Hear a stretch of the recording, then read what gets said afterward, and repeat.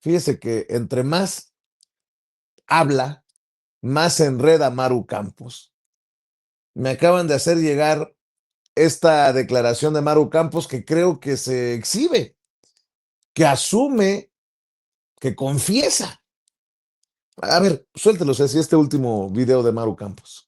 El día de ayer, te adelanto porque es mejor darte la noticia aquí. Claro. El día de ayer sufrieron un accidente en un barranco en la carretera Huachochi. El director de la Agencia de Investigación del Estado de Chihuahua, dependiente de la Fiscalía General del Estado, y dos norteamericanos de la Embajada de Estados Unidos que estaban en entrenamiento cayeron a un barranco y desgraciadamente murieron junto con el chofer. Ya hay un posicionamiento oficial por parte de la Embajada de Estados Unidos, de la Fiscalía General del Estado, hoy una rueda de prensa muy temprano.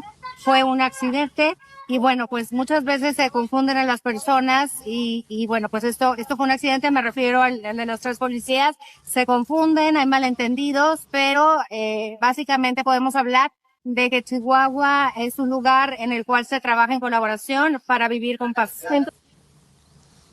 Un lugar en el que se trabaja en colaboración para vivir en paz. Ah, cabrón. Qué declaración tan desafortunada. Porque además la ley dice que no pueden hacer colaboraciones los gobernadores sin antes avisar al gobierno federal.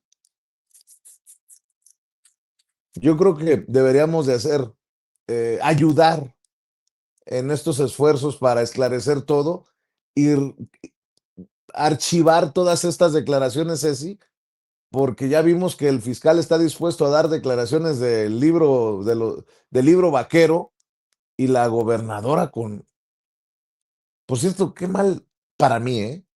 De qué mal gusto que un gobernante dé entrevistas con lentes oscuros. Lo voy a decir con mucho respeto, no por ella.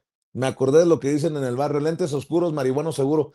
¿Por qué no tienen respeto y se quitan los lentes oscuros para poder hablar ante las cámaras y en un tema tan serio como este? Pero ya también a lo mejor es ponernos muy, muy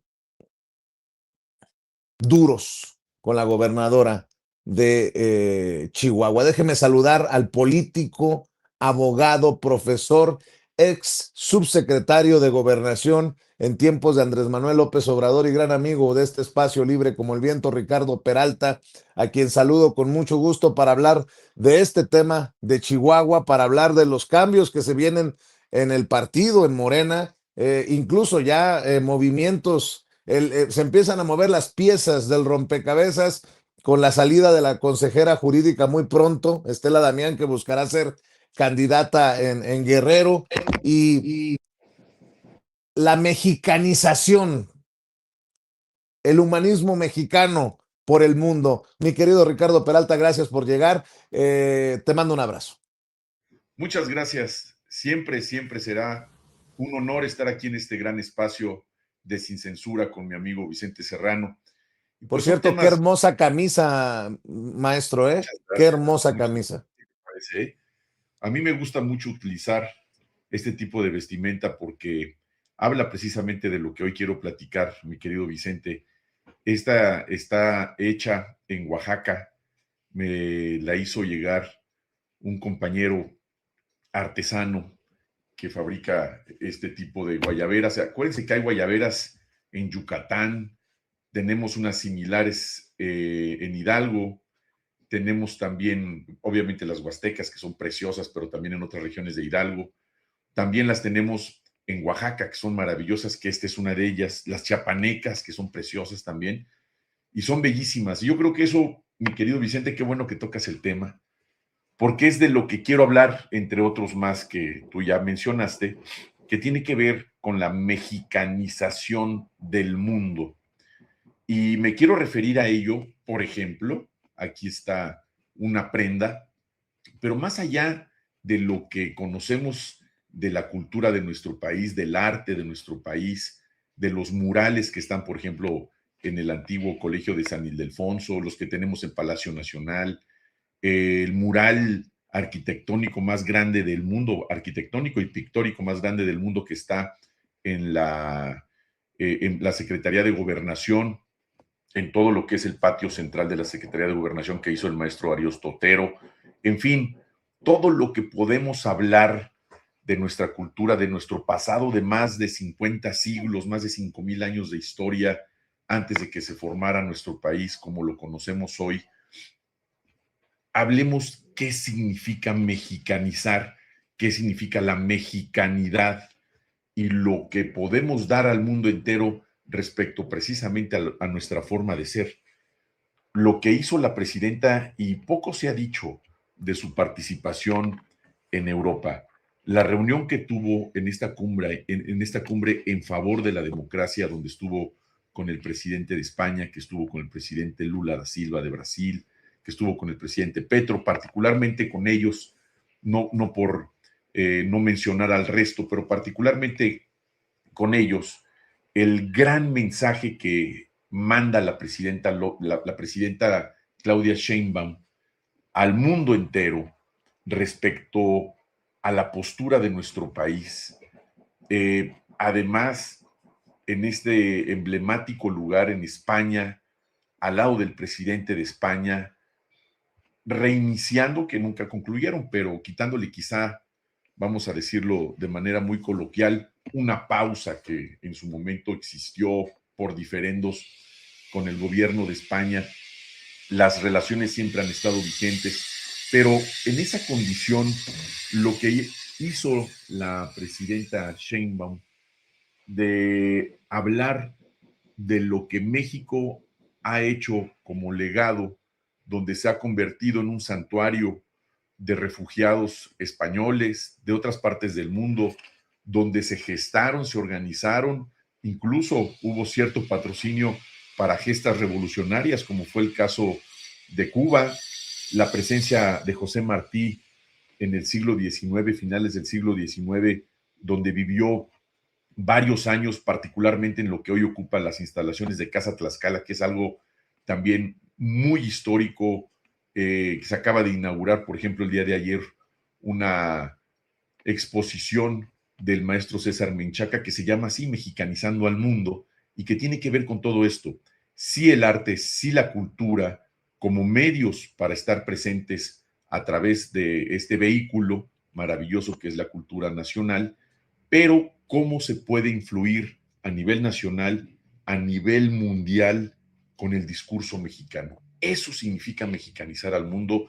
Eso es lo que hizo la presidenta Claudia Sheinbaum en España. Es lo que hace, en este caso, la gobernadora Lorena Cuellar Cisneros en Tlaxcala, teniendo estas relaciones internacionales con el mundo. Es la gobernadora que con más embajadores se ha reunido, que con los que tenemos tratados y acuerdos internacionales y que tienen presencia en nuestro país, precisamente con sus embajadores. Desde que comenzó su gobierno no ha parado esa gestión, precisamente porque de lo que se trata es integrarnos como país en un mismo discurso, en un discurso de no injerencismo, de respeto a la soberanía nacional. Y sobre esto mismo quiero platicar, tocando el tema que tú hace un rato, mi querido Vicente, señalabas, precisamente de las distintas versiones, y te lo digo como abogado, te lo digo como conocedor de los temas bilaterales relacionados con la colaboración, con la cooperación internacional con otras agencias, particularmente de Estados Unidos, lo que ha sucedido en Chihuahua, que es verdaderamente preocupante. Vayámonos un poquito al pasado, a ya varias décadas. Lo que pasó en su momento con el Kiki Camarena, un agente de la DEA que trabajaba en este país, que logró infiltrarse en un cártel, que posteriormente se supo públicamente que fue secuestrado, fue torturado, desafortunadamente le quitan la vida, y esto fue una condición que mantuvo a muchas personas presas durante varias décadas. Ahora ya están en Estados Unidos.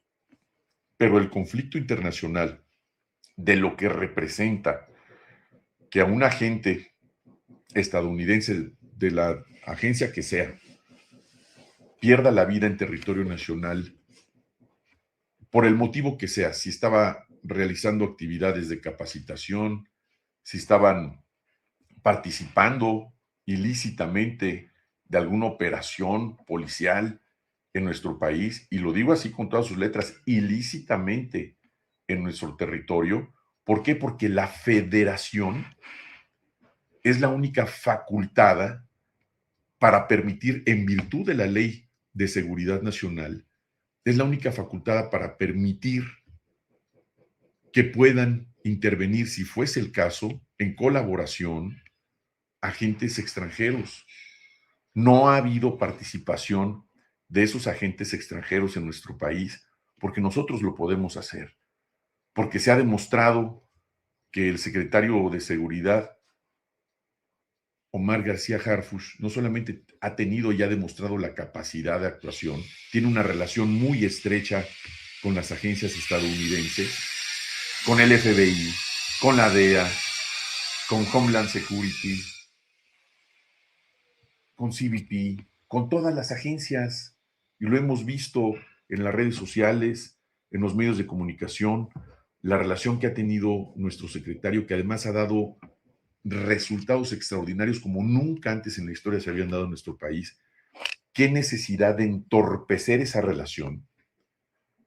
De invitar agencias, de traerlos a un estado de la República, además que no hay facultades legales para hacerlo, ningún estado de la República, ninguna entidad federativa, ningún gobernador, ninguna agencia nacional. Para eso está la federación y para eso están, en este caso, el secretario de Seguridad y Protección Ciudadana, Omar García Harfuch, precisamente para llevar a cabo ese tipo de actividades. Yo creo que las versiones que puedan dar, me refiero a la gobernadora Maru Campos, respecto a lo que ahora dice el fiscal. Había dicho el fiscal que les habían dado un aventón, que los encontraron varados en la carretera y se los llevaron y luego se accidentaron. Vaya, han enviado mensajes distintos y esos mensajes distintos no coinciden entre sí. Obviamente los peritajes los tendrá que hacer o los hizo ya la Fiscalía Estatal. Y eso pues ya huele muy mal, porque la información de los peritajes que pudieran encontrar respecto precisamente a la actuación de estos agentes extranjeros en nuestro país, insisto, hayan hecho lo que hayan hecho, es lamentable que hayan perdido la vida sin duda, sea por un accidente, sea por una agresión, por el motivo que sea, y eso habla de la ausencia de protocolos que tendría que haber tenido el gobierno del estado si lo hubiera visto con la federación. Protocolos de seguridad, de estancia, de ingreso, de egreso, cuáles son sus actividades, porque se convierte esto en un teléfono descompuesto, donde ahora las versiones entre ellos mismos son distintas, y la federación eventualmente es la que tiene que cargar con el problema diplomático, evidentemente porque se trata de un país amigo, un socio comercial, un socio político, hay colaboración institucional, y son de las torpezas que hace la oposición, que han venido haciendo tanto daño en nuestro país, y lo vemos en estos resquicios que todavía hay de la oposición en algunos estados de la República, como el caso de Chihuahua, donde no se cansan de cometer errores que ponen en riesgo la relación bilateral con los Estados Unidos, precisamente por no contar con los protocolos suficientes de seguridad para los agentes que estén colaborando quizá en una actividad académica, podría ser, ¿por qué no? En una capacitación totalmente legal, pero a través de la federación, no a través de los estados de la República. No son pequeñas, no son pequeños países, no son pequeños feudos, como lo pretenden hacer creer. Y es ahí también un acto de prepotencia, un acto de conocimiento del servicio público, un acto de ausencia absoluta de oficio político. Hay que avisar institucionalmente qué es lo que se está haciendo. Y bueno, no es sometimiento, es cumplir la Constitución, es cumplir la ley, no es sometimiento, no tiene nada que ver que la gobernadora sea panista y la presidenta haya llegado por la coalición Juntos Hacemos Historia, nada, no es sometimiento. Es un tema institucional. Es un tema de conocimiento de la ley, es un tema de gobierno, de reconocimiento de una federación. Estamos constituidos como una federación, pero como ellos siempre traen marcada la condición partidista y todo lo ven electoral, no lo ven institucional, no lo ven operativo, sino todo el tiempo es la confrontación afectando al final del camino al pueblo, porque todo, para ellos, todo es denostación, no relación institucional, creando crisis, sin duda, en este caso, que pudiera cometer una crisis tremenda bilateral con el gobierno de los Estados Unidos, porque pues las explicaciones no se las creen ni ellos, ni entre ellos se ponen de acuerdo con sus mentiras. Es muy grave, Vicente, muy grave, donde tendría responsabilidad penal la gobernadora, tiene responsabilidad penal el fiscal, precisamente por estar contradiciendo hechos falaces. Entre ellos mismos ni siquiera se ponen de acuerdo. Imagínate qué grave, que se espera la población del resto de investigaciones que tengan en la fiscalía, con versiones distintas entre los fiscales, los policías, el fiscal general del estado y la propia gobernadora. Ni para eso se pueden poner de acuerdo, ni para mentir se ponen de acuerdo. Muy grave, querido Vicente, muy grave. Y para cerrar, maestro, tu reflexión sobre los cambios, el movimiento en el rompecabezas también que incluye al partido, a Morena. Yo lo que te quiero comentar y a todo tu auditorio, gigante auditorio de Sin Censura, que los cambios siempre son positivos. Se tienen que refrescar las cosas en Morena. Yo creo que los militantes, que somos militantes de Morena, los simpatizantes y el gran electorado de Morena necesita ver caras nuevas. Sin duda, la experiencia en la dirigencia de Morena habla de sus resultados. La experiencia en la negociación con los aliados, esa experiencia también da resultados. El manejo de las condiciones políticas con otros frentes que se han venido construyendo en los últimos años también dan resultados. Y estoy hablando de resultados inocuos, no buenos ni malos, dan resultados.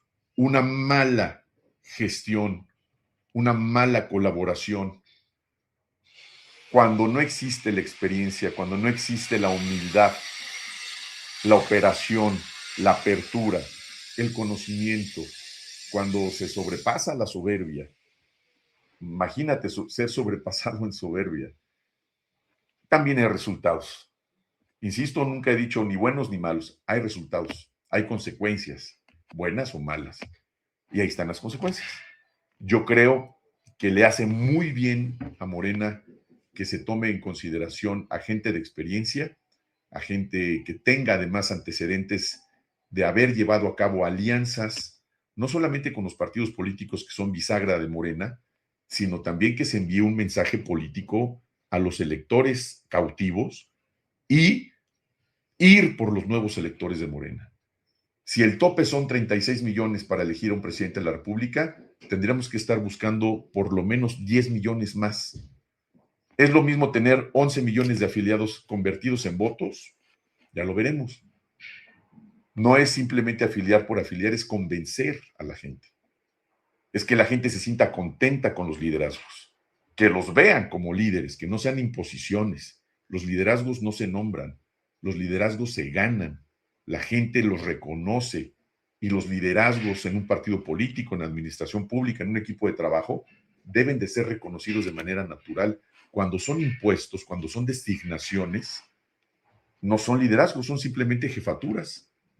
Son nombramientos de un cargo partidista, y yo creo que la gente debe de reconocer en los liderazgos partidistas precisamente a un líder o una lideresa, según sea el caso cuando se tome la decisión de quién vaya a Morena. De otra forma, podría cometerse el mismo error de estar viendo a gente impuesta, a gente que no tiene experiencia y que simplemente se busca ocupar un espacio para ver cómo va el partido. Yo creo que es momento de dar ese gran paso donde la persona que ocupe ese lugar sea la cara del movimiento, que represente a todos, que busque integrar a todos los frentes de Morena, a todos los aliados, a toda la gente que quiera participar, sin distingo, sin discriminación, a ampliar todavía más el movimiento, incluso a nuestros hermanos migrantes.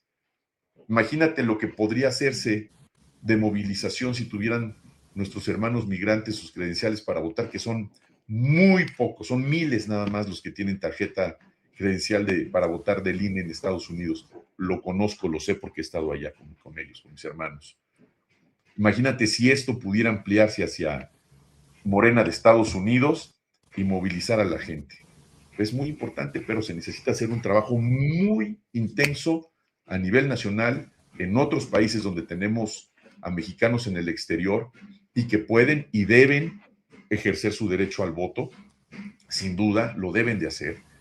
Pero esa simplemente es una opinión de tu servidor, querido Vicente. Yo espero que ese liderazgo realmente impacte en la historia del movimiento de Morena y que ese nombramiento muy esperado por todos, ya se venía escuchando estos cambios, qué bueno que se dan. Yo creo que es sumamente oportuno. El hecho de que Estela Damián vaya a Guerrero también es una noticia importante que reubica las condiciones del Estado, a los aspirantes, a la senadora Beatriz Mujica también habrá que pensar cómo van a suceder las cosas una vez que se defina a través de las encuestas quién será la candidata.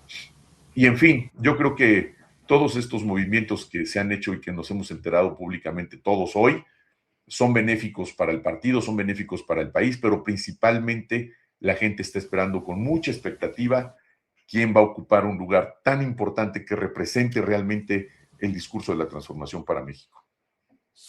Te agradezco mucho por el análisis, por los comentarios. Maestro, nos toca tomarnos un cafecito en estos días. ¿Y por qué no cerramos invitando a la audiencia a tus redes sociales, maestro Ricardo Peralta? Con todo gusto, pues los espero ahí en TikTok como maestro Ricardo Peralta, en Facebook y en Instagram Ricardo Peralta Saucedo y en la red ex Ricard-Peralta. Muchas gracias, un abrazo para todos y continuemos apoyando a mi querido Vicente Serrano, que es un periodista valiente, un periodista inteligente, sonriente y que además hace de este programa una lucha constante, una lucha social. Muchas gracias, querido Vicente.